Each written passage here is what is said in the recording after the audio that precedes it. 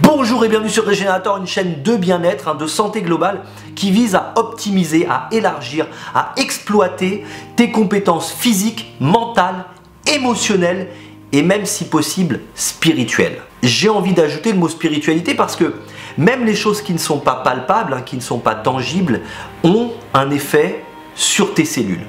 Je te donne un exemple con, les magnétiseurs. Beaucoup de gens sont hermétiques à l'idée de se faire soigner par des magnétiseurs parce qu'ils n'ont pas la preuve et parce que les magnétiseurs ne les touchent pas.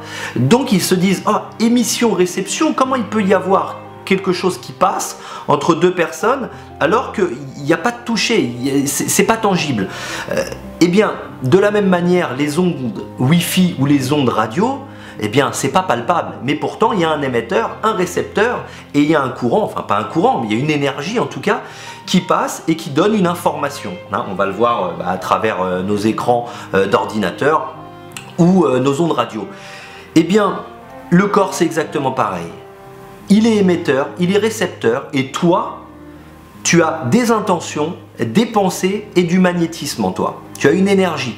Donc, tu peux avoir, grâce à ces pensées, ces intentions et cette énergie, un impact direct sur tes cellules. Et tu peux, grâce à ça, participer à ta guérison. Pour peu que tu ne sois pas hermétique, bien sûr. Donc le physique, le mental, l'émotionnel et la spiritualité, eh bien, vont être une forme de... Ils vont agir en synergie pour ton bien-être, pour ta santé, pour ton équilibre, ou au contraire, agir dans le sens de la disharmonie, du dysfonctionnement, de la maladie. Et donc, à nous d'essayer de comprendre ces quatre piliers pour se développer personnellement et avoir une santé globale optimale. Pour traduire un petit peu l'intro de cette vidéo, j'aimerais poser une question aux femmes qui regardent cette vidéo. Et si vous en avez envie, bien sûr, avec vraiment grande douceur, si vous en avez envie, si vous ne le sentez pas, ne le faites pas. Mais j'aimerais juste que vous me disiez si ça résonne en vous. Quand je vous pose cette question, avez-vous déjà été agressé physiquement ou sexuellement? Et combien d'entre vous se sont vus prendre du poids l'année qui suit cette agression? Il y a des personnes qui, après une agression sexuelle, n'ont plus envie d'exister. C'est-à-dire qu'au regard de l'homme, ça devient tellement dur qu'elles n'ont plus envie d'exister. Donc elles vont passer dans une phase d'auto-sabotage et elles vont prendre du poids pour que leur corps ne soit plus désirable et qu'elles ne soient plus obligées de vivre avec la peur du regard de l'homme. Beaucoup d'autres personnes aussi, par exemple, ont cette expression « j'ai le poids de ma famille sur le dos ». J'ai le poids de mon éducation, j'ai le poids de la réussite sociale de mes parents, je dois réussir, il faut que j'y arrive. Et ce poids en fait ne se traduit pas mentalement, il se traduit vraiment physiquement. Il se traduit physiquement parce que vous développez du stress tout au long de votre vie. Ce stress, le cerveau au bout d'un moment il ne va pas pouvoir le garder pour lui. Ça va se manifester par plein de facteurs différents et ça peut de temps en temps, même souvent, par une prise de poids. En plus, le stress va stimuler des hormones qui vont vous empêcher d'avoir un bon métabolisme et forcément, ça ne va pas aider. Donc, pourquoi je vous dis cet exemple? Pour vous dire que parfois, la cause n'est pas celle qu'on croit. La cause du mal n'est pas celle qu'on croit. Quelqu'un qui prend du poids, bien sûr qu'il y aura un phénomène au niveau de la nourriture, bien sûr qu'il y aura un lien avec la nourriture, mais pas que. Il y a aussi un lien émotionnel, un lien spirituel, et en fait cette forme d'auto-sabotage peut être provoquée par un choc émotionnel et par le fait de ne plus avoir d'estime de soi, de ne plus vouloir exister.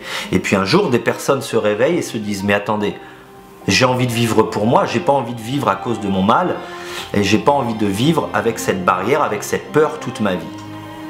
Donc il faut bien comprendre qu'on a des barrières qui sont fondées à cause de nos peurs, et nos peurs, avec tous les mécanismes émotionnels qu'il y a autour, provoquent des maladies, ou provoquent du surpoids, ou du diabète, ou plein d'autres choses. Rien n'est irréversible. Rien n'est irréversible. Si quelque chose est arrivé dans un sens, il peut partir dans l'autre. Maintenant, il faut y croire, encore une fois, il faut avoir la foi et il faut bien comprendre que l'intention, les énergies, les émotions, la psychologie, tout ça, tout est lié avec l'activité physique, tout est lié et avoir une bonne harmonie de tout ça va contribuer à votre mieux-être. Je vais essayer dans cette vidéo de vous donner plusieurs principes pour vous développer personnellement. Et notamment, on va parler de ces peurs. Donc, ce thème sera abordé sur 2 vidéos. Ça, c'est la première vidéo qui va être purement théorique.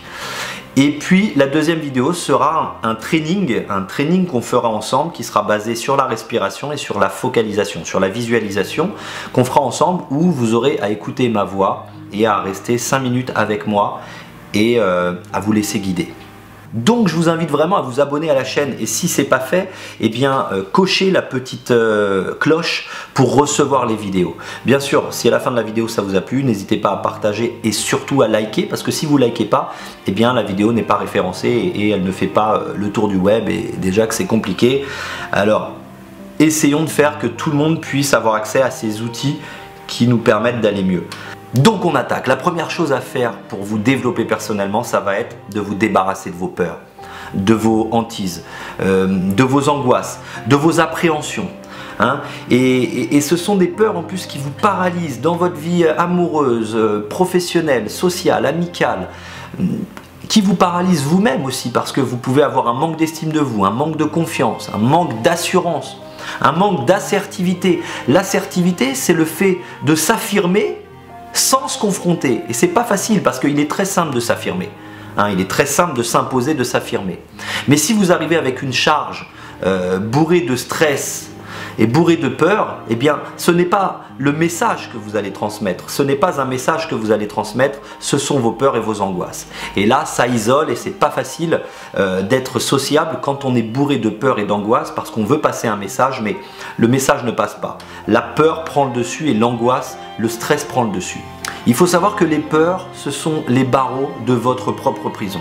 Et ensemble, on va essayer de scier ces barreaux tranquillement et d'essayer de comprendre les mécanismes. Alors maintenant, eh bien, comment est fabriquée une peur? Comment elle arrive? Elle part d'une croyance. Elle part d'une croyance qui vous est propre. Et donc, il faut savoir comment est fondée une croyance. La croyance, c'est tout simplement l'addition entre une expérience et une émotion. À chaque expérience de votre vie, vous avez une émotion qui est rattachée. Et si cette émotion est positive, tout va bien, hein, vous avancez, vous évoluez. Alors que si cette émotion est négative, est néfaste, vous fait du mal, eh bien elle va provoquer une peur. Donc la croyance que vous allez développer va être associée à une peur. Je vous donne un petit exemple super mignon pour traduire.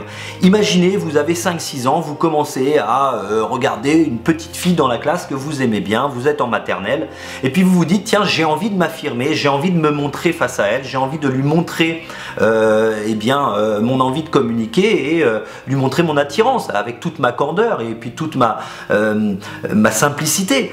Mais c'est le début du flirt. Et là, vous vous dites, tiens, je vais lui faire un dessin ou je vais lui offrir une rose. Et puis bon voilà, vous prenez votre courage à deux mains et puis un jour, un mercredi matin, vous vous dites ah tiens, je vais offrir la rose à peut-être ma nouvelle copine. Et puis là, la personne en face de vous, pareil avec sa candeur et sa simplicité, va tout simplement déchirer les pétales de la rose ou alors faire un gribouillage sur votre dessin. Eh bien, à cela va être associée une émotion de votre part. Hein. Cette expérience va vous amener une émotion qui va être de la tristesse, de la douleur, de l'incompréhension, de l'impuissance, peut-être de la colère. Et puis, vous allez donc développer la croyance que vous êtes mauvais en dessin, par exemple. Ou alors qu'il ne faut jamais faire un cadeau à quelqu'un qu'on aime. Ou alors, vous allez développer une sorte de réticence envers les fleurs. Tout ça vont être des croyances qui vont bien se fixer dans votre mental. En neurosciences, on va appeler ça un engramme. Et forcément, cet engramme, si vous ne le déchargez pas, si vous ne déchargez pas son aspect négatif, eh bien, il va vous hanter toute la vie et il va vous empêcher d'avancer dans certains domaines. Comment, par exemple? Eh bien, tout simplement, je ne sais pas, imaginez arriver à 18 ou 20 ans, vous avez un examen, vous savez que vous pouvez être bon à cet examen, seulement il y a la matière du dessin. Et le dessin vous paralyse. Vous ne savez pas pourquoi, mais vous avez la croyance que vous êtes très mauvais en dessin et que vous n'y arriverez jamais. Et donc chacun va développer ses croyances avec ses peurs. Et donc toutes ces croyances associées à des peurs vont vous faire croire que vous n'êtes pas bon dans une matière, que vous ne pouvez pas avoir de relation amoureuse stable, que vous ne pouvez pas demander une augmentation à votre patron, que que vous ne pouvez pas réussir, que vous ne pouvez pas, que vous ne pouvez pas, que vous ne pouvez pas. Donc, maintenant qu'on a compris le mécanisme, on va essayer tout simplement dans la prochaine vidéo de décharger, de désamorcer cette charge négative sur cet engramme, sur cette peur, sur cette croyance. Donc, je vous dis à la prochaine vidéo et j'espère que ce training mental va vous servir et qu'on va débloquer et se débarrasser de ces fucking peurs là et qu'on va avancer ensemble et pour vous. Voilà, prenez soin de vous, je vous embrasse.